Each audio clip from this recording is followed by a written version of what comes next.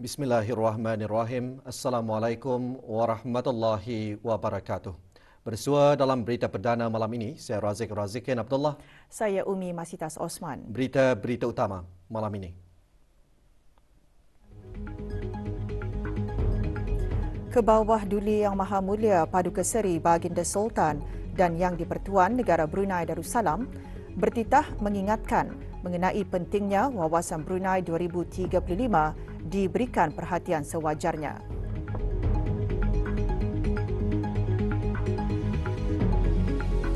Kebawah Duli Yang Maha Mulia berkenan berangkat mempengerusikan mesyuarat Majlis Tertinggi Wawasan Brunei 2035 kali pertama bagi tahun 2023. Kebawah Duli Yang Maha Mulia Paduka Seri Baginda Sultan Haji Hassan Al-Bolkiah Muizzuddin Wad Daulah, Ibni Almarhum Sultan Haji Omar Ali Saifuddin Sadul Khairuddin, Sultan dan Yang di-Pertuan Negara Brunei Darussalam, selaku pengerusi Majlis Tertinggi Wawasan Brunei 2035, bertitah mengingatkan mengenai pentingnya wawasan Brunei 2035 diberikan perhatian sewajarnya dan ia mesti direalisasikan sepenuhnya sebagai agenda utama pembangunan negara. Kebawah Duli Yang Maha Mulia mengingatkan demikian semasa berkenan berangkat mempengerusikan mesyuarat Majlis Tertinggi Wawasan Brunei 2035 kali pertama bagi tahun 2023 di Istana Nurul Iman pagi tadi. Kebawah Duli Yang Maha Mulia mula-mula bertitah menzahirkan rasa syukur kehadrat Allah Subhanahu Wa Taala kerana dapat duduk bersama di mesyuarat Majlis Tertinggi Wawasan Brunei 2035 kali pertama bagi tahun 2023. Beta terlebih dahulu merakamkan penghargaan kepada Paduka Anak Duli Yang Teramat Mulia, Paduka Seri Pengiran Muda Mahkota, Pengiran Muda Haji Al-Muhtadi Billah, Menteri Kanan di Jabatan Perdana Menteri, di atas pimpinan, khidmat bakti, tenaga dan buah fikiran yang telah disumbangkan selama menjadi pengerusi Majlis Tertinggi Wawasan Brunei 2035.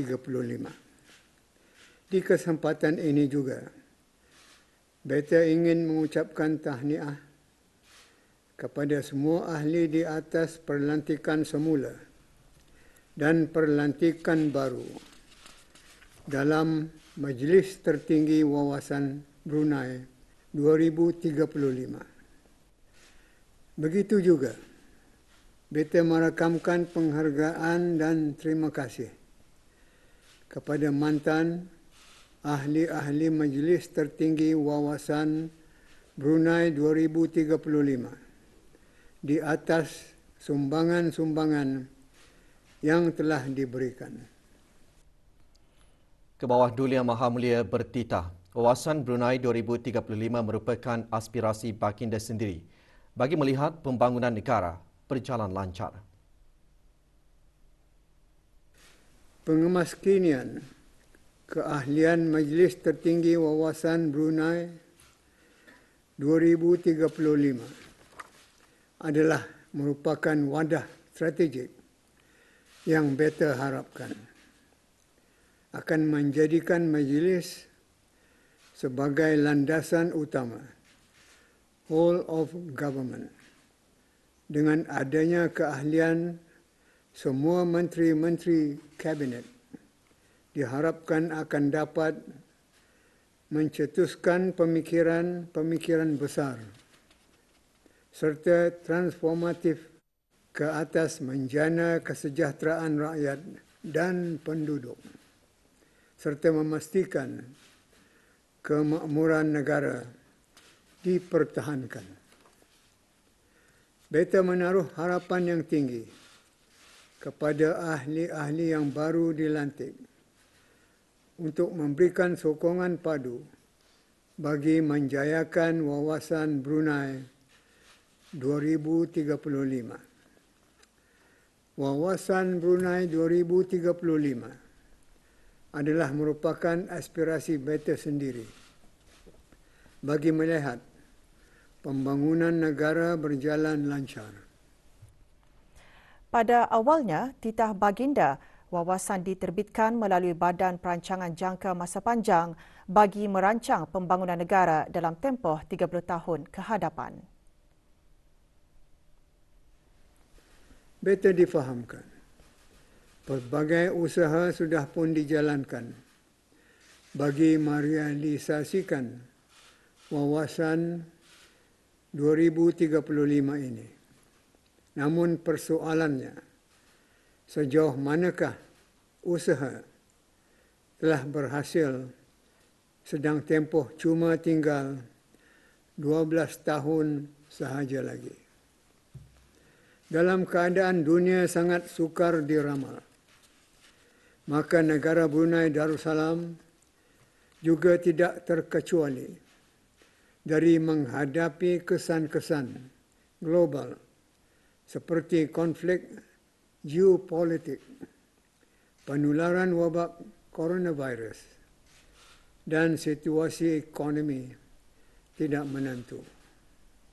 Ini semua sudah setentunya memaksa kita untuk berfikir lebih fokus kepada pemeriksaan dasar dan kemampuan. Kebawah Duli Yang Maha Mulia dalam titah juga menekankan mengenai pentingnya wawasan Brunei 2035 direalisasikan sepenuhnya. Perlu diingat, pembentukan asal wawasan Brunei berlaku dalam satu masa yang berbeza dari masa sekarang.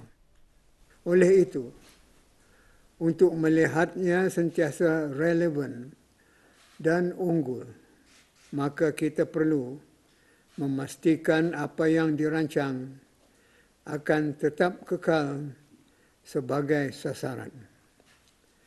Maka di sinilah pentingnya wawasan Brunei 2035 diberikan perhatian sewajarnya dalam kita mengharungi cabaran-cabaran sukar yang dibawa oleh arus perubahan masa yang sangat pesat dengan lebih fokus kepada pencapaian matlamat-matlamat yang dirancang.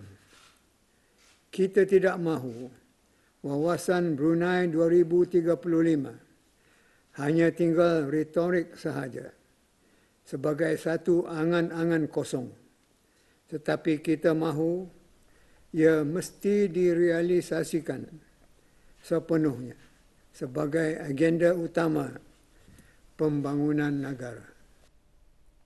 Baginda juga menzahirkan harapan negara akan dapat mentransformasikan tindakan dengan adanya 3 blueprint. Beta mengambil maklum terhadap usaha-usaha mengukuhkan pelaksanaan strategik dan plan-plan tindakan yang menjurus kepada mencapai matlamat-matlamat utama wawasan, iaitu melalui manpower blueprint bagi matlamat pertama yang diterajui oleh Kementerian Pendidikan dan Manpower Planning and Employment Council MPEC, Social Blueprint bagi matlamat kedua yang diterajui oleh Jabatan Perdana Menteri dan Majlis Kebangsaan Isu Sosial MKIS, dan Economic Blueprint bagi matlamat ketiga yang diterajui oleh Kementerian Keuangan dan Ekonomi. Beta berharap dengan adanya blueprint ini, negara akan dapat mentransformasikan tindakan, termasuk pensejajaran dengan keperluan projek-projek rancangan kemajuan negara. Beta juga berharap permusyawaratan di peringkat jawatankuasa kerja wawasan 2035 akan dimanfaatkan sepenuhnya sebagai landasan whole of government yang menyatukan isu-isu termasuk juga penyelesaian sebarang permasalahan. Baginda seterusnya bertitah memperingatkan masih banyak lagi kerja yang perlu dilakukan ke arah mencapai semua sasaran yang telah ditetapkan.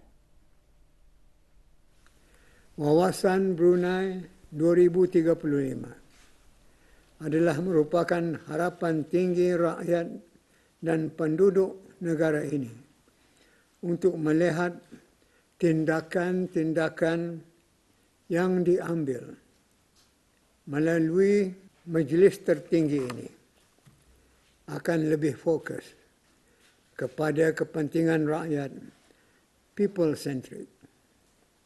Untuk ini, kita nampak masih banyak lagi kerja yang perlu dilakukan. Setakat pelaksanaan inisiatif sahaja belumlah mencukupi. Jika tidak diikuti oleh penelitian terhadap inisiatif tersebut, bagaimana hasil atau keberkesanannya, ia juga diharapkan untuk melihat lebih jauh lagi ke hadapan semua perancangan yang mampu membawa negara kepada perubahan-perubahan besar yang ditunggu-tunggu. Oleh itu, semua pihak tidaklah boleh goyang kaki, melainkan sama-sama mesti serentak menggandakan usaha ke arah mencapai semua sasaran yang telah ditetapkan. Pihak perlaksana tidak boleh lemah atau semangat sejuk untuk menghadapi sebarang cabaran. Sangat mustahil untuk diingat bahawa sebarang usaha atau kerja untuk mengurus negara dan kerajaan memang tidak sunyi dari cabaran. Ke bawah Duli Yang Maha Mulia Paduka Seri Baginda Sultan dan Yang di-Pertuan Negara Brunei Darussalam berkenan berangkat mempengerusikan mesyuarat Majlis Tertinggi Wawasan Brunei 2035 kali pertama bagi tahun 2023 di Istana Nurul Iman. Antara peranan utama Majlis Tertinggi Wawasan Brunei 2035 adalah untuk memastikan strategi dan dasar berkaitan dengan agenda pembangunan negara diselaraskan di peringkat tertinggi dengan lebih bersistematik serta berkesinambungan bagi menangani isu-isu dan cabaran-cabaran meneraju negara ke arah mencapai Wawasan Brunei 2035. Juga berangkat Paduka Ananda Baginda, Duli Yang Teramat Mulia Paduka Seri Pengiran Muda Mahkota, Pengiran Muda Haji Al-Muhtadi Billah, Menteri Kanan di Jabatan Perdana Menteri, selaku Timbalan Pengerusi Majlis Tertinggi Wawasan Brunei 2035.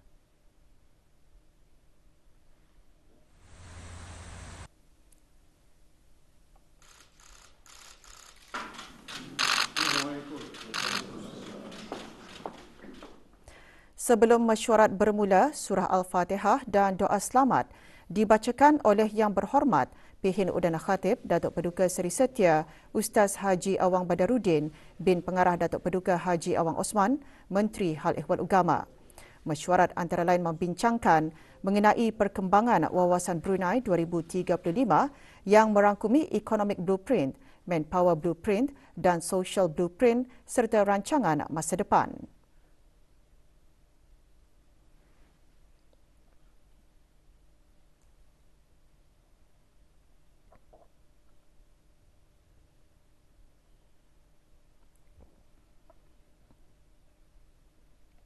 Perkembangan Wawasan Brunei 2035 serta rancangan masa depan antara tumpuan perbincangan mesyuarat Majlis Tertinggi Wawasan Brunei 2035 kali pertama bagi tahun 2023. Sorotan mesyuarat Majlis Tertinggi Wawasan Brunei 2035 mengulas kembali detik-detik penting mesyuarat tersebut.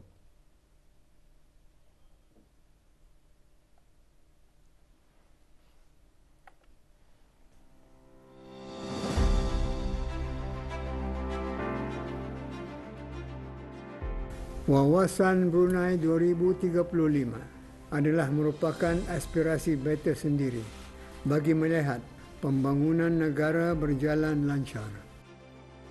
Kita tidak mahu Wawasan Brunei 2035 hanya tinggal retorik sahaja sebagai satu angan-angan kosong, tetapi kita mahu ia mesti direalisasikan sepenuhnya sebagai agenda utama pembangunan negara.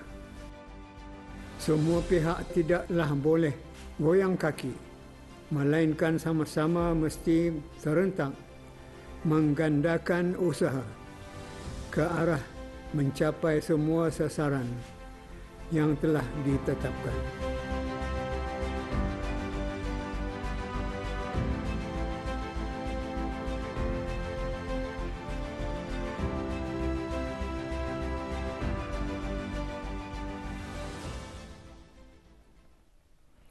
Majlis Kesyukuran Sembahyang Fardu Maghrib dan Isyak berjemaah membaca surah Yasin dan doa kesyukuran sempena sambutan ulang tahun Hari Kebangsaan ke-39 akan diadakan lewat petang esok di Masjid Omar Ali Saifuddin di Ibu Negara.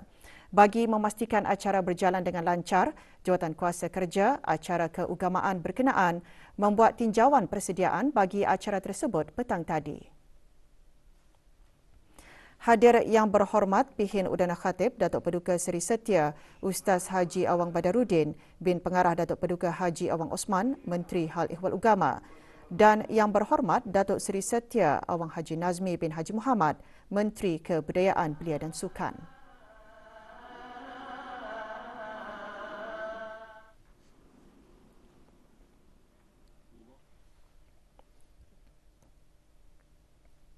Sementara itu, Majlis Kesyukuran Sembahyang Fardu Maghrib dan Isyak berjemaah membaca surah Yasin dan doa kesyukuran sempena sambutan ulang tahun Hari Kebangsaan ke-39 juga akan diadakan di beberapa buah masjid tumpuan di keempat daerah.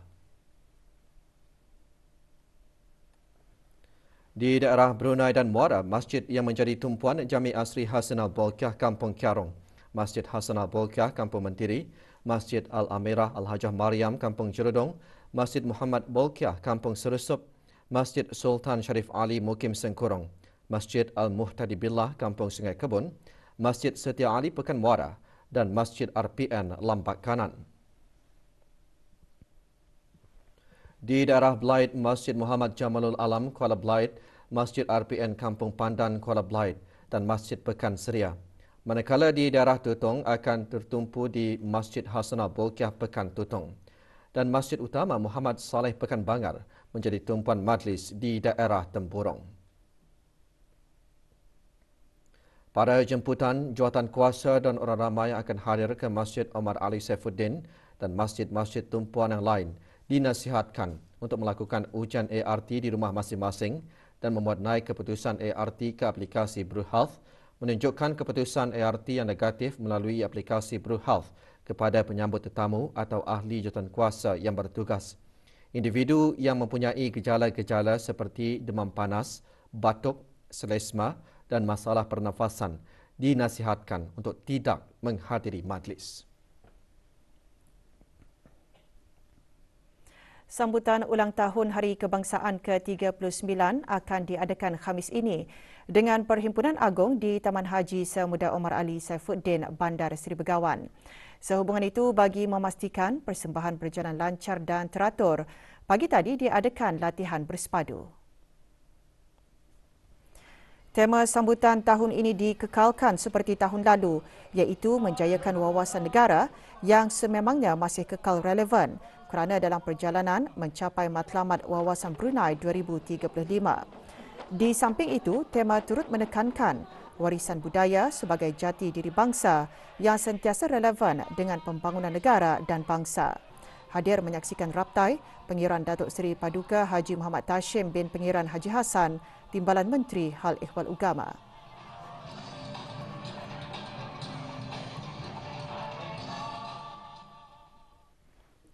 Sementara itu, hampir 4,000 peserta mewakili 7 kumpulan dijangka turut serta dalam acara perbarisan lalu pada sambutan ulang tahun Hari Kebangsaan Khamis ini. Kumpulan tersebut terdiri daripada Kepala Perbarisan, Keamanan Negara, Masyarakat Bestari, Sektor Awam dan Swasta, Sektor Pendidikan, Pergerakan Awam dan Pasukan Cemerlang. 7 puak jati Brunei antara yang akan menyertai dalam pasukan masyarakat bestari melibatkan 175 peserta. Penglibatan seumpamanya memberi kesempatan bagi puak-puak jati yang terdapat di negara ini untuk memasyarakatkan budaya dan tradisi setiap puak serta memperkenalkan kewujudan mereka kepada generasi masa kini. Melaluinya juga dapat menunjukkan semangat patriotik dalam sama-sama meraihkan menyambut Hari Kebangsaan.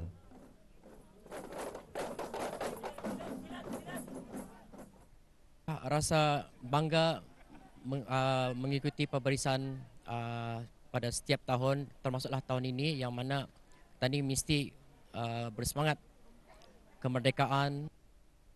Hari Kebangsaan ini adalah salah satu hari yang harus kita peringati sebagai rakyat negara Brunei Darussalam. Siok muncul warisan. Alhamdulillah, rasa bangga dan tahu juga. Anda berlaku ini adalah kali pertama dan terus terang saja ini satu penghargaan lah untuk aku. Juga akan menyertai perbarisan tahun ini pasukan gabungan warga negara sahabat yang berperanan dalam sama-sama menjaga keamanan bangsa dan negara melalui interaksi di peringkat akar umbi.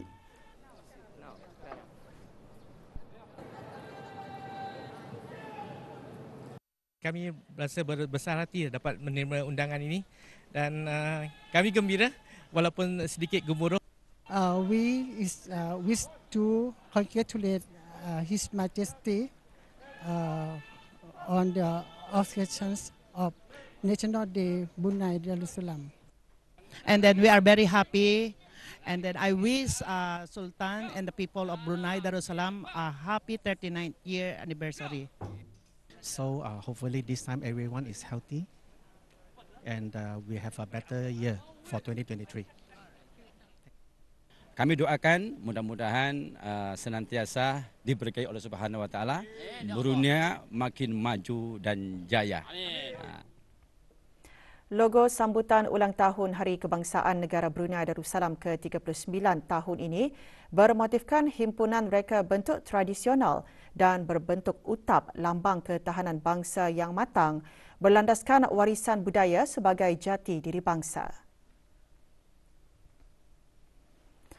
Warna putih menggembleng reka bentuk logo melambangkan kemurnian orang Brunei yang mengedepankan bahasa Melayu sebagai satu-satunya alat perpaduan yang paling efektif. Warna hijau melambangkan Islam sebagai agama yang menjamin keselamatan, kesejahteraan dan kepentingan seluruh rakyat dan penduduk. Warna kuning pula melambangkan institusi beraja yang akan kekal menjadi warisan bernegara yang sudah wujud zaman berzaman.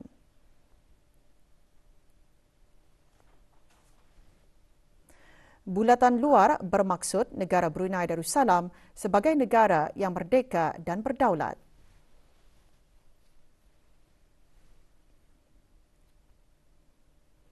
Empat daun setampik bermaksud negara Brunei Darussalam mempunyai 4 daerah iaitu Brunei dan Muara, Tutong, Belait dan Temburong.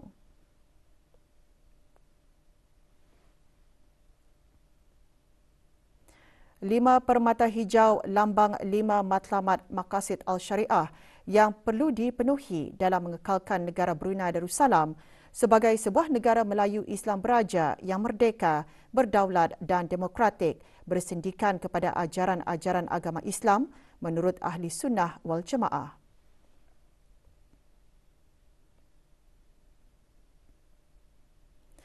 Angka 7 Rumi dan Jawi menandakan 7 puak bangsa Melayu berganding tangan bersama rakyat dan penduduk mendukung pembangunan negara dan mempertahankan nilai-nilai orang Brunei.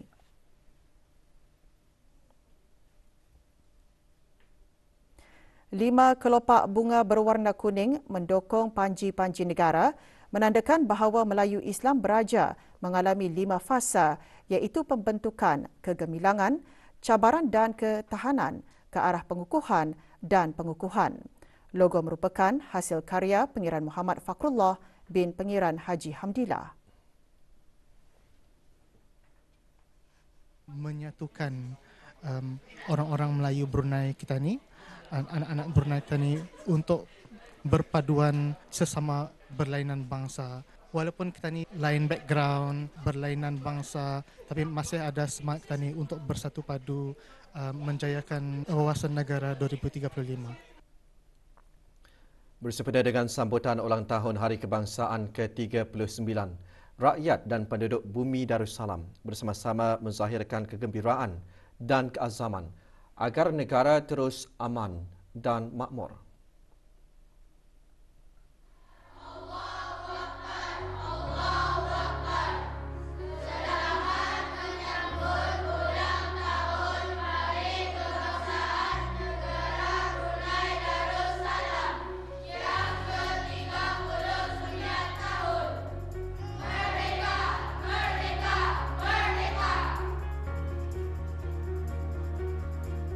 عيد وطني سعيد كل عام وأنتم بخير الله أكبر الله أكبر الله أكبر أن بلادنا بروني دارالسلام دائما في رحمة الله وحمايته. Sempena Hari Puja Usia Durian Teramat Mulia pada Kesri Pengiran Muda Mahkota Pengiran Muda Haji Al-Muhtadi Billah ke-49 tahun, Kementerian Kesihatan Penang tadi mengadakan majlis doa kesyukuran. Hadir yang berhormat Datuk Seri Setia Dr. Awang Haji Muhammad Isham bin Haji Jaafar, Menteri Kesihatan. Majlis diisikan dengan sembahyang sunat hajat diikuti sembahyang fardu asar berjemaah dan diteruskan dengan bacaan doa kesyukuran. Majlis berlangsung di Surah As-Salam, Hospital Pengiran Muda Mahkota Pengiran Muda Haji Al-Muhtadi Billah, daerah Tutong.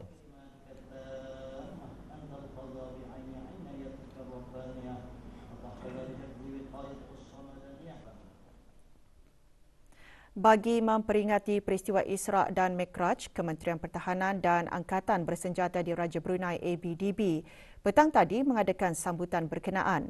Sambutan diadakan secara serentak di seluruh surau kementerian berkenaan dan ABDB dengan tumpuan utama di Surau Ad-Difaq Bolkiah Garrison. Hadir Brigadier Jeneral Bersara Datuk Seri Pahlawan Awang Haji Abdul Razak bin Haji Abdul Kadir, Timbalan Menteri Pertahanan.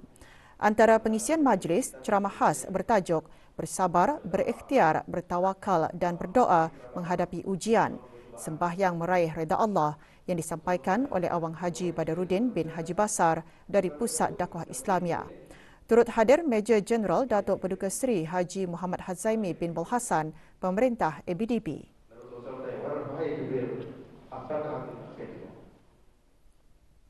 Jabatan Daerah Brunei dan Muara Kementerian Hal Ehwal Dalam Negeri pagi tadi mengadakan majlis perasmian papan tanda penghulu mukim dan ketua kampung bagi daerah Brunei dan Muara. Perasmian papan tanda adalah bagi 5 jawatan penghulu mukim dan ketua kampung yang telah diisi secara tetap. Majlis bermula di kediaman Yang Berhormat Haji Daud bin Jihan, Ahli Majlis Mesyuarat Negara yang juga Ketua Kampung Belimbing Mukim Kota Batu. Perasmiannya disempurnakan oleh Awang Abdul Walid bin Haji Matasan, Setia Usaha Tetap, Perbandaran dan Daerah, Kementerian Hal Ehwal Dalam Negeri.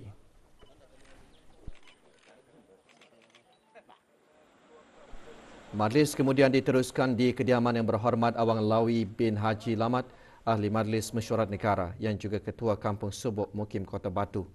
Juga hadir Awang Misli bin Haji Abdul Karim, Pegawai Daerah Brunei dan Muara.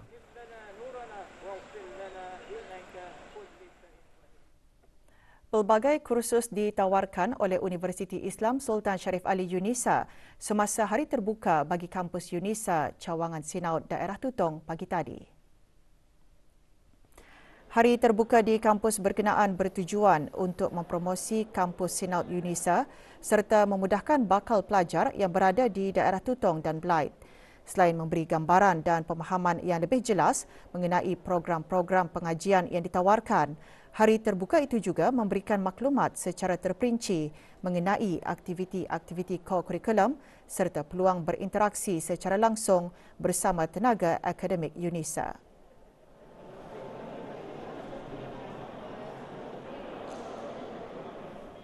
Salah satu fakulti yang saya tertarik adalah Halalan Thaiban Research Center. Pusat ini memberi inspirasi kepada saya dan kami pelajar lepasan tinggi untuk menyambung ke peringkat yang lebih tinggi. Untuk melihat lebih dekat kursus-kursus dalam bidang pertanian yang ditawarkan di Yunisa ini. Melalui hari terbuka di Yunisa ini ialah sebagai hala tuju kami untuk melanjutkan pelajaran ke peringkat yang lebih tinggi. Siaran akhbar COVID-19 di negara Brunei Darussalam, tidak ada kes berada dalam kategori 4 dan 5. Kementerian Kesihatan maklumkan 84 kes sembuh hari ini. Jumlah keseluruhan pemberian 2 dos vaksin COVID-19 bagi kanak-kanak berumur 5 hingga 11 tahun, 87.9%. Bagi remaja berumur 12 hingga 17 tahun yang mendapat 3 dos vaksin, 62.7%. Dan liputan bagi rakyat dan penduduk negara ini yang mendapatkan 3 dos vaksin, 79.1%.